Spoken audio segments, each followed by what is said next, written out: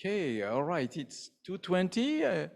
Welcome back for the beginning of the afternoon, this last afternoon with our first session, starting with Salvador Barbera, followed by Aruna Vasen. So in such a meeting, we don't do introduction of people. That would take too long, that would eat on Salvador's time too much. So we just give you the floor for 40 minutes. Make sure to leave us 5 minutes at the end at least, or something for discussion. Here you are. Okay, thank you for organizing the conference, inviting me, and allowing me for a second visit to St. Petersburg. The first one I made some while ago was very productive. And there I met Professors Janoskava and Victoria Krebs, who unfortunately passed away, and I want to pay my respect to her because this was a very productive connection that we established with Barcelona, and that I am sure that Hervé and Anna understand what I mean. We have exchanges of all sorts, and we learned a lot from each other. So this is a joint paper with Walter Bossert from Montreal, and the title, Aggregating Opinions, is very stark. So our purpose is to put ourselves in a world admitting a fixed finite set of alternatives and define an opinion as an ordered pair XY of alternatives, where this pair expresses the idea that X in some sense is superior to Y. Now, our primary motivation is to extend some basic results of social choice theory to a more general model in which no specific reference to agents generating or holding opinions is needed. And although our analysis has, we hope, bearing on those cases where opinions reflect the preferences of agents in a society, it is not limited to them. So it's a very simple starting point. We have a finite and non-empty set X of alternatives. An opinion is a binary relation between two different alternatives, and we interpret that the first element is the winner and the second is the loser. Of course, a natural interpretation, and the standard one, is that an opinion represents a strict preference for X over Y expressed by a voter, but we do not assign individual labels to opinions, which means that we treat two opinions, X, Y, and ZW, that are observed as without saying whether they reflect or don't reflect the views of a single voter or of two distinct ones. And we'll stick to this idea that we give up the use of particular agents in what follows. This covers many different interpretations. It may indicate that X wins over Y, may indicate that an exam handed in by one student deserves a better grade than another exam submitted by another student, or a sports team defeats another team. A statement X is more likely to be true than another statement Y. So these are traditional interpretations in different areas of analysis, like judgment aggregation or tournaments. There seems to be evidence that some cognitive processes that go through our brains are the result of aggregating different and possibly conflicting impulses, as pointed out by Jackson and Yariv. So this opinion-based framework may also serve, maybe, as an adequate model of decision-making that can be observed in that case within the human brain. And this list is by no means complete, but serves as an indication of what we hope is the broad applicability of the notion of opinions, and within this generic kind of setup. And I'll be very grateful about any indication regarding possible applications of whatever we have achieved and possibly achieve in the future. Now, state of opinion is just a finite multiset of opinions on pairs X, Y. The set of all possible states of opinion is denoted by capital O, and the multiplicity M of XY of O of an element XY in a state of opinion O is the number of times that this element XY appears in the state of opinion O. This multiplicity is well defined, even if XY does not appear in the state of opinion, in which case we speak about the empty opinion regarding, we say that the multiplicity of XY is 0, rather, excuse me. Thus, a multiset is unambiguously identified by specifying the multiplicity of every pair of alternatives.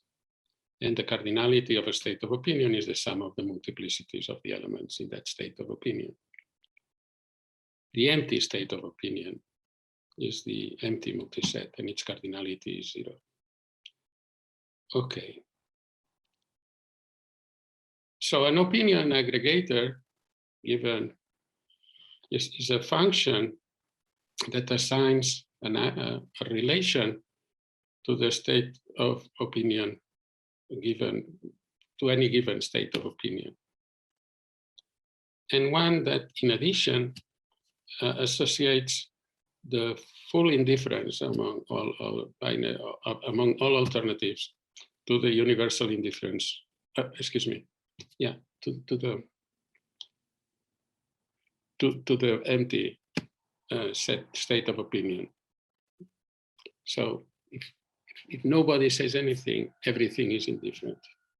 And then when necessary, we'll refer, since these aggregates are maybe may allow for indifferences, we use the standard notation of P of F0 and I of F0 to denote the asymmetric and symmetric parts of the aggregate. Now, unlike in the standard theories of social choice or Janssen aggregation, we do not impose any initial assumptions about linkages between the opinions that constitute a state, nor do we require them or the relations into which they are aggregated to possess a priori any form of coherence.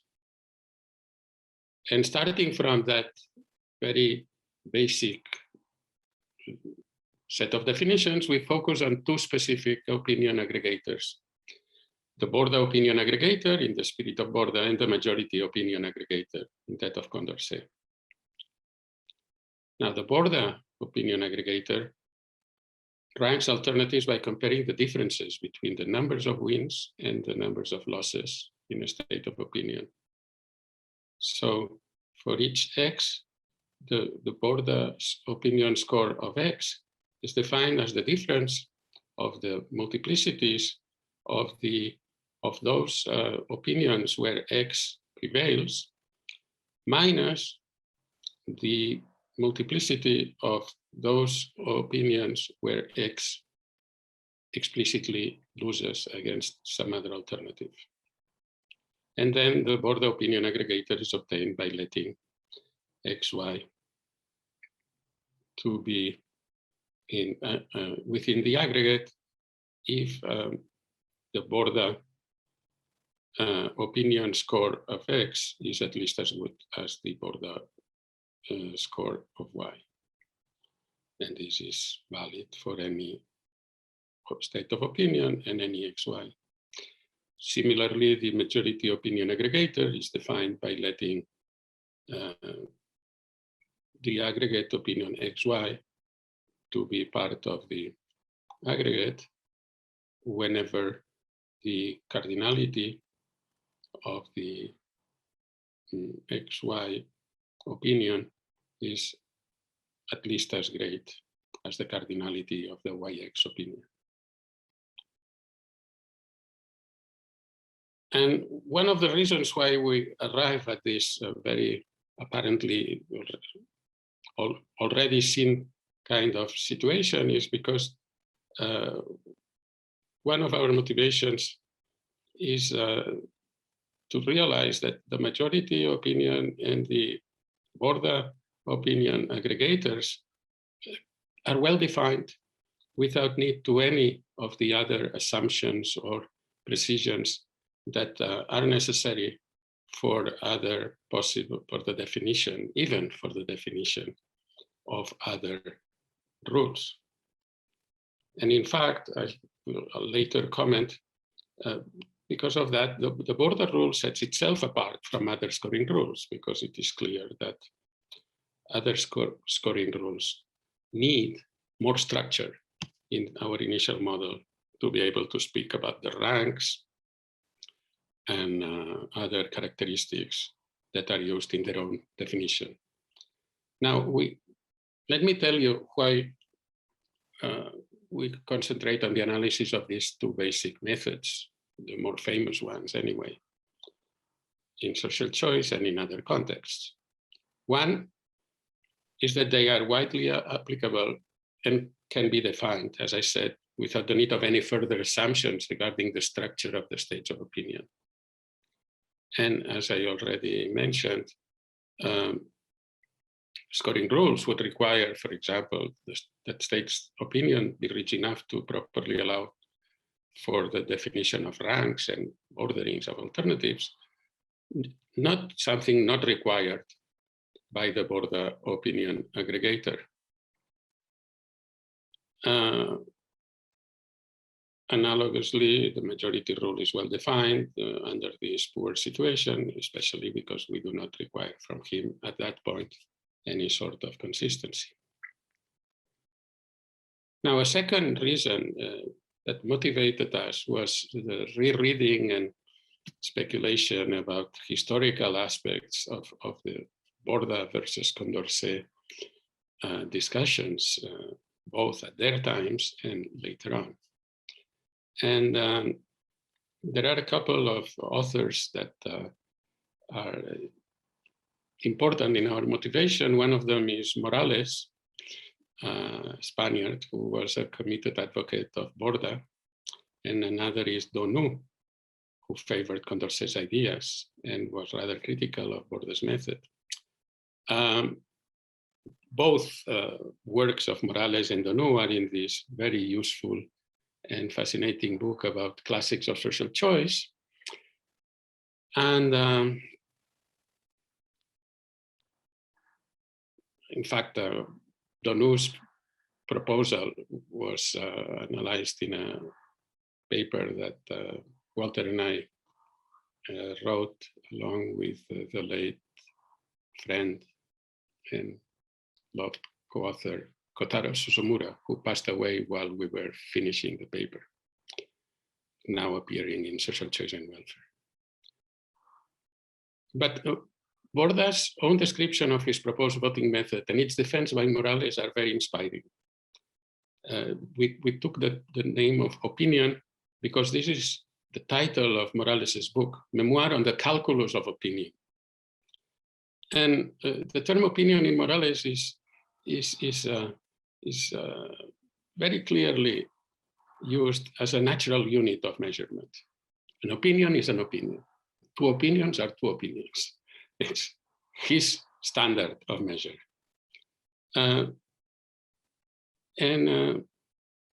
Similar ideas, although maybe not so strongly presented, are in Borda, because he refers to merit as a magnitude that admits a definite and fixed value, unique up to a fine scaling, and insists on the fact that the difference of merit between two successive alternatives in a voter's preferences remain the same independently of the rank they occupy. So in fact, anecdotically, but quite interestingly, Morales followed his memoir 10 years later by a short appendix where he fights against the fact that many people after him wrote theses about the extension of Borda to other forms of positional voting. And his whole point is to say that this is nonsense, because an opinion is an opinion, and you cannot wait. Now, we do not maintain this cardinal point of view, but our axiomatic characterization may be interpreted as a foundation for its exposed defense. Now, a third important reason for our focus on these aggregators is that in natural contexts where different well-known rules can be defined, our two aggregators coincide with these rules and also with each other. And one of our motivations in doing this study was to stress the idea that Borda and majority were special, not the only special, but special rules that work in very general contexts. The other was clearly to treat situations where opinions are not necessarily complete. So one of these cases, that the incompleteness arises in certain cases because the ballots that people must fill in a voting situation are limited. For example, in plurality voting, there we declare the preferred alternative. If we interpret that the preferred alternative as an indication that the opinion exclusively that what is best dominates everything else, but other domination relations are missing, then if we use the standard notion of how to elicit plurality voting, that is counting how many alternatives you have and ranking how many votes you have and ranking accordingly, the outcome is exactly the same as the one resulting from applying our Borda aggregator. The same happens with approval voting. If we interpret the ballots of approval voting as indications that things that are approved are better or dominate over things that are not approved, this incomplete set of opinions can be subject to the standard counting elicitation made by the defenders of approval voting. But indeed, in that case, again, both our Borda opinion aggregator and our Condorcet aggregator deliver exactly the same ranking as the standard approval voting definition. And so this is something that's we were not aware of until we did the exercises. They are counting exercises, but they must be done. And it's reminiscent of a nice paper by Martinez and Moreno in Social Choice and Welfare, where they clearly distinguish that the role of ballots and the role of elicitation rules, and in particular, this fact that the ballots may generate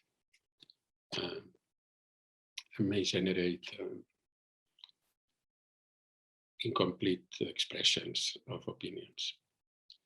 Now, what about the characterizations? Let's go first to the characterization of the Borda opinion aggregator. We have 3 axioms.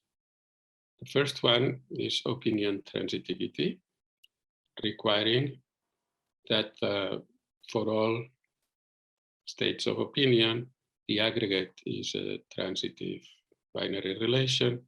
We eliminate the empty opinion, not because we don't want to consider it, but because our previous definition of an aggregator already said that the empty opinion gave us complete indifference, and this is obviously transitive without requiring it further.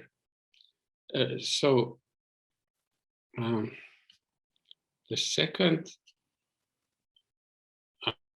axiom is opinion cancellation. And it requires that if there is an alternative Y who loses to another alternative X according to one opinion in a state of opinion A, and another, and this same Y wins against X according to another opinion in the state of opinion, then XY and YX cancel each other out when determining the social relation for the state of opinion under consideration. very standard, but of course, very loaded as well. But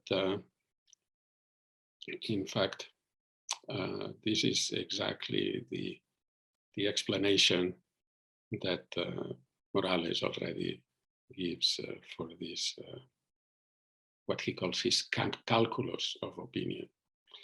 It's also a second and more subtle possibility of eliminating opinions in contained in our axiom of opinion cancellation. And this occurs when an alternative Y loses to an alternative X in one opinion, but wins against another alternative Z in another opinion, and X and Z differs. We're going to see that in that case, Y is eliminated in both cases, and then we include an opinion in favor of X against Z.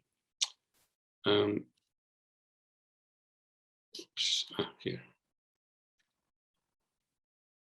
So formally, this is the axiom of opinion cancellation, and the first part says this: that if we compare for two states of opinion where everything remains the same, except that in the first one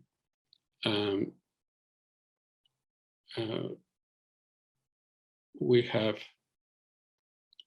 one more opinion of the type XY than in the second, and one more opinion of the type YX than in the second, then the aggregate stays the same. And the part B says that if we have, again, one state of opinion, O prime, in which we detract XY by one unit, and YX in which we detract YX by one unit, but then we add XZ in one unit and nothing else, then the outcome remains the same of the aggregation procedure. And the third property is a monotonicity property that we call opinion monotonicity. And this deserves a little bit more explanation because it requires us to explain what is a state of opinion that we call trichotomous.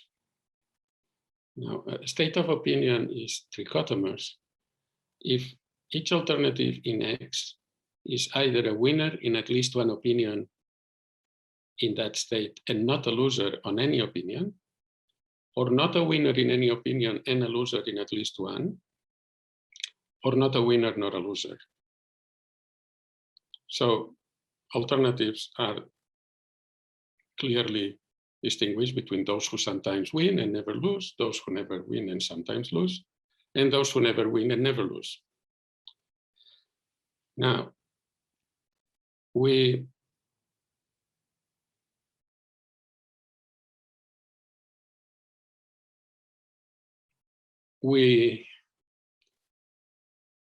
use trichotomous states of opinion as the only ones to which we are going to apply our monotonicity condition. And our monotonicity condition basically says the following. Let's start by a state of opinion where a certain aggregate holds, and consider that those alternatives which rank highest in this state of opinion are X, and now change the state of opinion in such a way that some subset of alternatives in X, not necessarily all of them, are favored by one additional opinion, whereas nothing else changes. So under this condition, what we do is to declare by our axiom that this subset Y is now the top of the aggregate opinion, followed by X and by all other, by X minus Y, and then by all other alternatives in the same ranking that they had before. So it's not an increase in any form, it's an increase that involves part or the whole of the top of a previous aggregate. And the second part of our axiom does the same when instead of Y being now the best set, the set of the best elements in an initial aggregate, then Y is the set of the worst elements of this initial aggregate. And in that case, what we require quite naturally is that if these already bad elements in Y get one additional negative opinion each and nothing else happens, then this X is divided into two pieces, Y, which becomes the very worst, and the remainder stays as all other pairs in the same relation as before.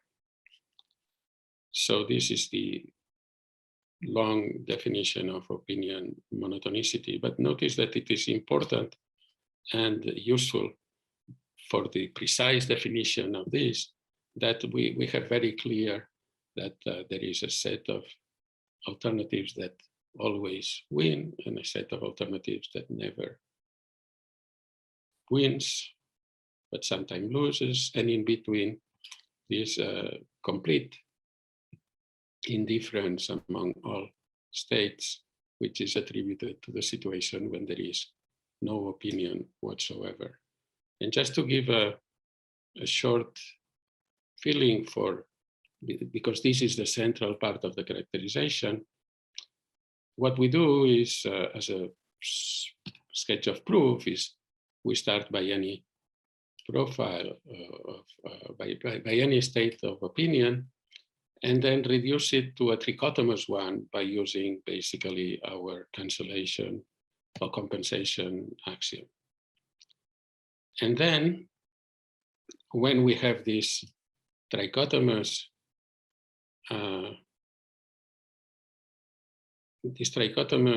state of opinion, which gives us exactly the same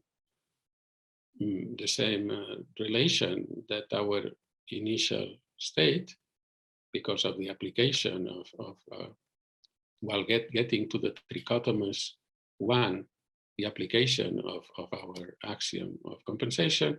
Once we are there, then we realize that if we start from this complete indifferent situation associated to the no opinion, we can use gradually the increases in number of opinions away from the complete indifference by adding good alternatives, adding to good alternatives more and more favorable opinions, and also obtain the ranking below the complete indifference, but by using the second part of our monotonicity condition.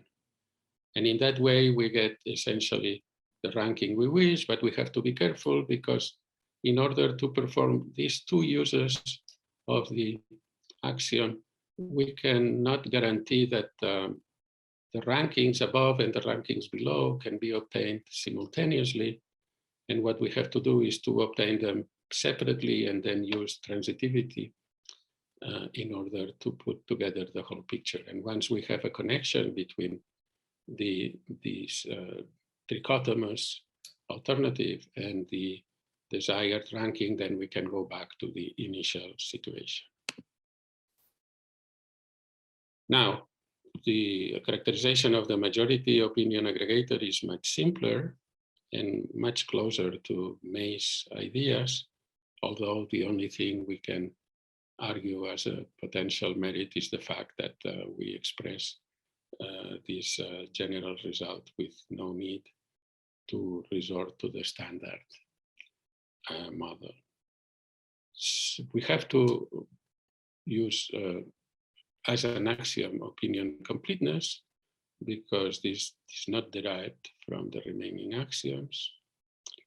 There is an axiom of opinion neutrality, which essentially tells us that the rankings of alternatives are only based on their merits and not on their names.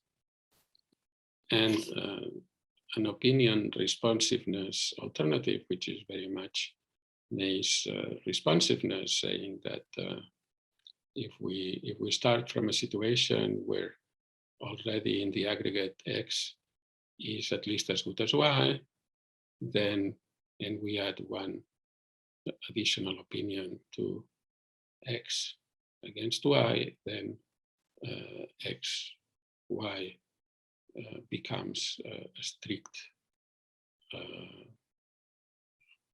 binary relation in favor of X. Well, I omitted the statement of the previous result. Oops.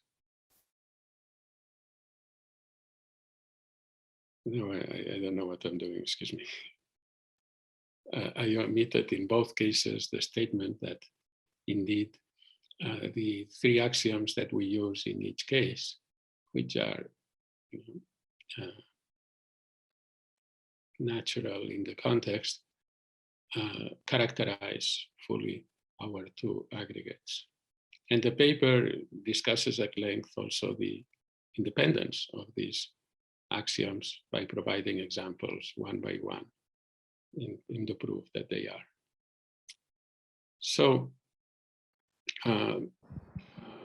that's the end of my presentation, essentially. We were intrigued initially by the fact that these two most famous aggregators could be defined without resource to any of the additional assumptions that social choice traditionally imposes because of its specific interpretation of the opinions as preferences and other things like other strands of literature. Likewise, judgment aggregation do similar exercises, also imposing consistency and other types of requirements and interpretations. We don't need them in these two cases. We are sure that there are other aggregators that can also be well defined, but quite a few are not. On the other hand, our hope is that as we do not necessarily contradict social choice or any existing result, because it wouldn't be the case, but by this enlargement, we may admit now other applications that may be of use in different contexts and which may suggest additional restrictions. We are not saying, of course, that we have to consider border aggregators or majority aggregators as the ones to be used at any particular case. This is just to prove that they can be defined and their possibilities analyzed, and opens the door to applications that suggest additional or different axioms to be used.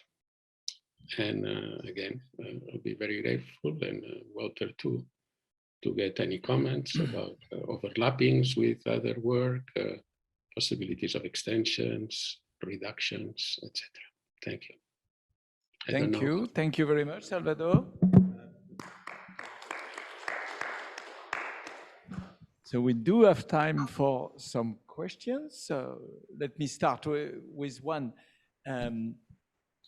If you want to relate your model to the existing literature, did you think about putting it in the context of tournament aggregation? Because in a sense, what your data or a state of opinion gives you is a weighted tournament, right? Between the alternatives, there are some arrows that says, you know, this one is better than the other for so many opinions, and in the other direction. So what's striking is that, to me, the tournament literature typically does not go for a full ranking of outcome, but instead for a subset of the best outcomes, you know, the uncovered set, the bank set, etc. So you are taking a completely different viewpoint. I mean, you are not particularly interested here, but I think there is potentially quite a bit that could be done, no, to connect. Yes. We looked at it not very much. Mostly to check in this encyclopedic work by our colleagues that you know, that about tournaments.